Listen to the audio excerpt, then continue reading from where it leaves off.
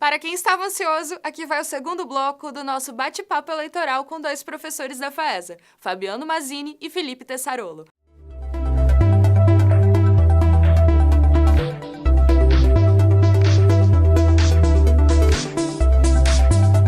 O que é mais urgente agora, para esse próximo candidato que for assumir? Olha, eu acho que o próximo candidato tem aí uma questão de uma crise financeira para olhar, mas eu acho que ele precisa repactuar o exercício do poder com a sociedade. Porque eu acho que houve uma quebra desse pacto, uma quebra preocupante. Eu acho que a gente caminhou para um retrocesso, e a gente vive ele hoje, um retrocesso político muito forte. E eu acho que a partir do momento que você tem alguém saído das urnas, seja quem for, ele tem que estar preocupado em chamar setores da sociedade para repactuar o exercício desse poder. Né? A gente viu muito durante essa crise, a gente está vendo muito essa coisa do gigantismo do judiciário, do Ministério Público, né? No sentido de você estar assim, tentando trazer decisões externas à política para dentro da política. Então, quer dizer, isso é algo que contribuiu para o esvaziamento desse pacto, né? Dessa política pensada em termos de propostas, em termos de conviver com a diferença, né? E eu acho que é isso que o candidato eleito vai precisar fazer, né? Ter habilidade para recompor essas pontes que foram implodidas aí ao longo do processo. Nos três poderes, né?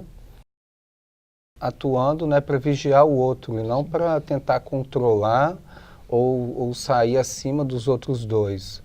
Eu acho que o que falta mesmo é realmente a gente ter um resgate, esse resgate institucional, não só da política, mas do Estado brasileiro, porque isso acaba refletindo no nosso cotidiano, né? Se eu vejo que um juiz do Supremo, ele está fazendo os penduricários lá para receber um auxílio moradia, alguma coisa fora do salário dele, por que eu, que sou um cidadão comum, teoricamente, eu vou me preocupar em pagar um imposto, em cobrar uma nota fiscal, em estacionar no lugar correto, em respeitar uma fila, né? Então, à medida que essa má conduta vem de cima, ela acaba refletindo no nosso dia a dia. Então, a gente precisa resgatar isso daí. Vocês têm visto a participação dos candidatos nos debates? Eu vejo muito, acho que por conta desse esvaziamento da discussão, no sentido de existe um palco para você ter uma fala positiva em um determinado momento, para isso ser utilizado nas redes sociais, do que realmente haver um debate de propostas, né, e você tentar dialogar com outro candidato para o eleitor saber qual política é melhor do que a outra. Mas eu vejo muito nisso daí, de produção de peças, de momentos para você externalizar isso para as redes sociais. E dentro da televisão mesmo, assim, os espaços que aparecem das entrevistas, eu vejo eles com muita dificuldade. Muita dificuldade, assim, na hora que você quebra a participação do marketing, né, do controle, né, do enunciado está sob domínio do candidato. Quando ele entra no estúdio de uma emissora de televisão, funcionários dessa rede de televisão, você vê que é sofrível, porque é uma luta para eles sobreviverem. E que deveriam ficar mesmo, porque o espaço é um espaço para desconstruir o candidato. E aí eu vejo uma coisa que eu estava pensando outro dia, que assim, a impressão que a gente tem é que há uma disputa para você não chegar a um consenso entre os candidatos e quem está entrevistando os candidatos. Você não chega a um consenso de uma proposta. É um encontro do dissenso, do não acordo, do eu vou sobreviver a uma pergunta que vem para me atingir de frente, mas eu vou devolver isso no mesmo nível e tal. Então, a gente tem observado, inclusive, como característica dessas entrevistas, a tentativa dos entrevistados colocarem os jornalistas em saias justas. Isso acho que não tinha acontecido com essa intensidade até agora. No Jornal Nacional isso ficou bem evidente. Estão questionando salário de jornalista, estão questionando quem faz o quê, estão questionando o fato de jornalista ser PJ, estão questionando assim, se a rede de emissora recebe mais ou menos recursos públicos, Apoio à ditadura. Eu acho que o jornalismo nunca teve tão exposto, isso em função, talvez, de uma necessidade que os candidatos estão encontrando de saírem um pouco da corda, né? De tentarem se desvencilhar daquelas perguntas mais que incomodam mais. Que eu acho que o jornalista tem de fazer pergunta. Eu acho que é a forma como você faz a pergunta, né, e o tipo de seleção de perguntas que trabalha um pouco com essa ideia de que, de fato, hoje não é espaço para chegar a nenhum tipo de acordo, de consenso, de discussão que vá levar ao entendimento de quem está em casa. Então, isso leva o candidato a reagir contra o próprio jornalista. É a impressão que eu tenho. E até porque eu acho que por conta desse descrédito também, e aí o candidato se cola de tudo, né? Ainda mais hoje a gente tem o fenômeno aí das fake news, e tem muito candidato que bate nessa tecla também, que dentro da entrevista para desconstruir o entrevistador, e aí você acaba com a credibilidade dele para o candidato sair como superior daquele embate. Não foi uma discussão, mas foi uma luta, foi uma disputa. Porque assim, se a gente pegar o papel do jornalismo, realmente ele tem essa preocupação de desconstruir o candidato. Porque se você não tiver perguntas incisivas, de questionar o plano de governo dele, o que na verdade você vai estar fazendo é um programa político, que o candidato vai lá, fala o que ele quiser, o jornalista aceita, né, aquelas argumentações sem questionar aquilo. E a ideia não é essa, a ideia é justamente, dentro de uma civilidade, o jornalista desconstruir esse discurso para não desmascarar o candidato. Só que a gente percebe que em alguns momentos isso fugiu de controle e virou um Deus dará ali nessa discussão. Isso é importante que o Felipe está falando, quer dizer, que é a própria função do jornalista. E acho que o estudante nosso que estiver participando do grupo vai poder perceber exatamente essa discussão assim. O jornalista ele pode fazer a pergunta, ele pode questionar um item do programa do governo do candidato e argumentar no sentido de trazer à luz uma inconsistência daquela proposta. Isso o jornalista pode fazer a qualquer momento, não é só no período eleitoral, entende? Quer dizer, mas da forma como ele está colocando algumas questões para o candidato, e aí volto a insistir, muito superficial, muito raso na questão dos programas, que os programas também não ajudam muito, né? Isso traz para a discussão ali um embate. Entre quem vai perder menos, né? Tem muita gente que fala com razão. O candidato que sobrevive a uma entrevista do Jornal Nacional, ele deve dar graças a Deus por isso, porque ele sobreviveu. Ninguém ganha, né? Ninguém ganha. Ele vai, na melhor das hipóteses, conseguir sobreviver, né? E a gente acompanhou em algumas outras emissoras, e emissoras de rádio em São Paulo, que tem uma postura editorial muito dura e ideológica e se assume como tal, que o que acontece no Jornal Nacional é muito mais intenso nessas emissoras. Foram bate-bocas assim, muito fortes.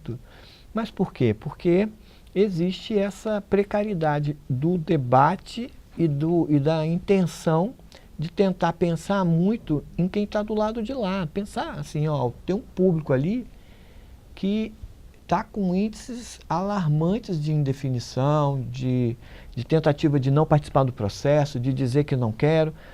Por que a gente não para e olha para esse público, ver o que a gente pode oferecer para ele diferente? Que isso aparece naquelas falas que a gente ouviu. Não, as pessoas estão desesperançadas, mas as pessoas ainda têm algum tipo de expectativa de que a política pode trazer algo para elas. E aí eu vejo algumas iniciativas nesse sentido que vêm mais de fora dos veículos, né, da sociedade. Por exemplo, eu recebi uma calculadora de voto, de afinidade. Você viu essa? Que bacana. Eu vi algumas pessoas comentando na rede social. Eu acho que eu que te enviei, inclusive. Foi você, né?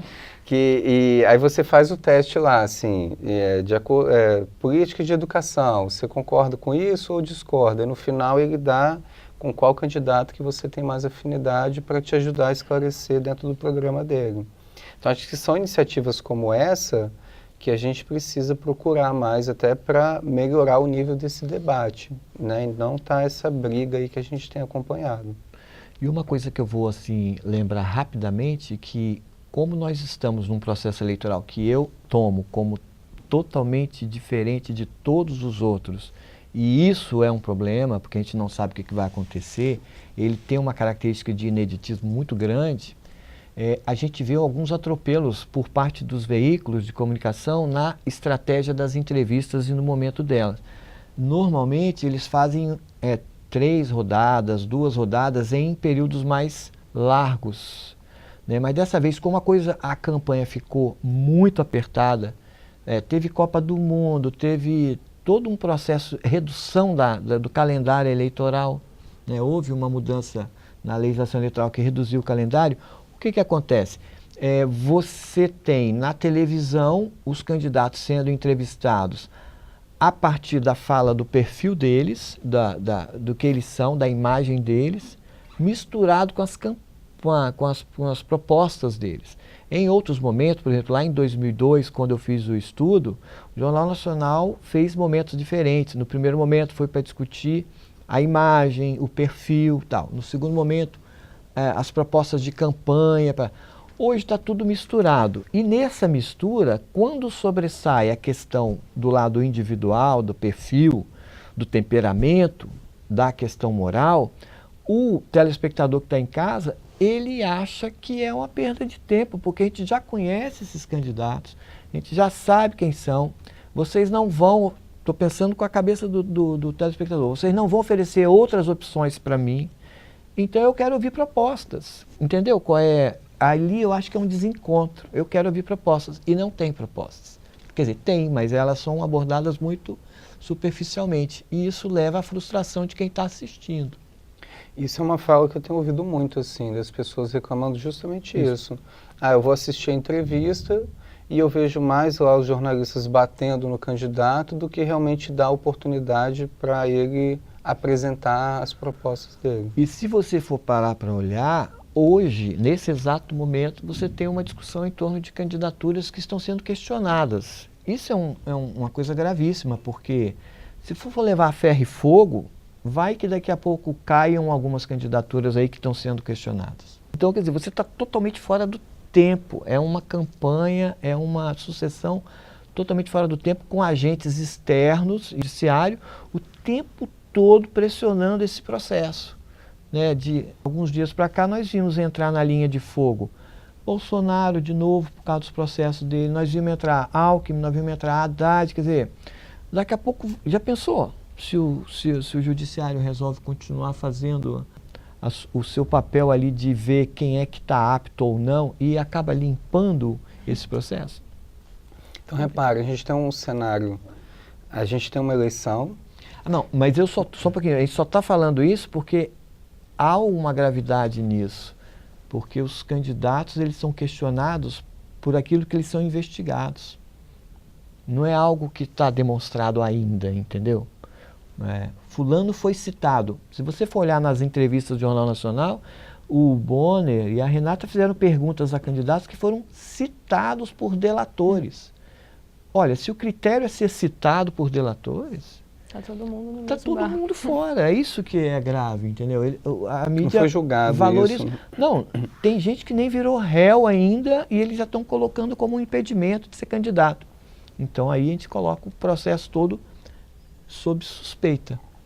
Que é isso que eu ia falar, assim, se você reparar, a gente tem uma eleição agora que vem de um descrédito por conta do impeachment do governo que assume, né, e ele está com taxas de reprovação altíssima, né, ele tem 3% de popularidade, 5%, não lembro do número, então você já tem esse cenário. Aí a gente tem uma discussão política que o tempo foi encurtado, né? São 45 dias agora, se não me engano. Menos ainda, eu acho. Eu acho que está dando, 42, 30 e pouco, alguma coisa assim. Então você diminui o processo, você diminui a qualidade do debate político, porque se você comparar com os outros anos, a forma como as plataformas estão sendo discutidas, como as pessoas estão se inteirando dessas propostas, isso não está acontecendo, está virando um embate, você tem a influência de agentes externos, né, que teoricamente deveriam facilitar esse processo e estão prejudicando ainda mais. Então, como é que o eleitor se vê no meio disso tudo, né? Como é que você escolhe alguém dentro desse furacão? E você tem o componente Luiz Inácio Lula da Silva, que é o candidato. Desses todos são envolvidos com corrupção, que foram citados, denunciados, condenados, que é o candidato que está fora e que está condenado, mas que tem uma massa de eleitores que não aceita o fato dele estar impedido de participar e que nas pesquisas essa massa se mantém aí resistente, esperando ver qual o desdobramento que isso vai dar. Isso leva o processo para o final, para a reta final mesmo. Quer dizer, é tudo muito diferente do que a gente já vivenciou antes. E até se você pegar uma das plataformas do Bolsonaro, é justamente seu voto anti-Lula. Isso. Então, mesmo ele não estando no processo, ele influencia a decisão do outro lado. Bom, e para fechar então, diante dessas últimas pesquisas aí divulgadas, o que a gente pode esperar? Quem vem aí? O que vocês acham? Acho que essa é a pergunta que vale um milhão, né? Porque eu acho que eu acredito que o cenário ainda, a gente não sabe ainda qual é o cenário, né? Por conta dessas questões jurídicas, se o Haddad é candidato ou não, se o Lula é candidato ou não, a gente ainda não sabe o que a gente está analisando. Porque o cenário de semana passada, se a gente for ver, não é o mesmo dessa semana, que vai ser diferente da semana que vem. Então, assim, a gente está comparando, às vezes, laranja com banana com melancia, porque a gente está discutindo coisas que, né, são completamente diferentes. Eu acho que o que pode acontecer é tudo. Entendeu? E, assim, com alguns requintes de crueldade, entendeu? De sofrimento para o eleitor e tudo, mas o que a gente deve minimamente torcer é para que aconteça. Aconteça da melhor maneira possível, os atropelos até da ordem democrática sejam repensados, revistos e tudo, porque senão a gente que brigou tanto para ter o processo democrático restaurado no Brasil, a gente vai entrar num processo de total descrédito do ato, né, de participar da política, de participar da democracia, e isso não tende a ser bom para a maioria da população brasileira, entendeu?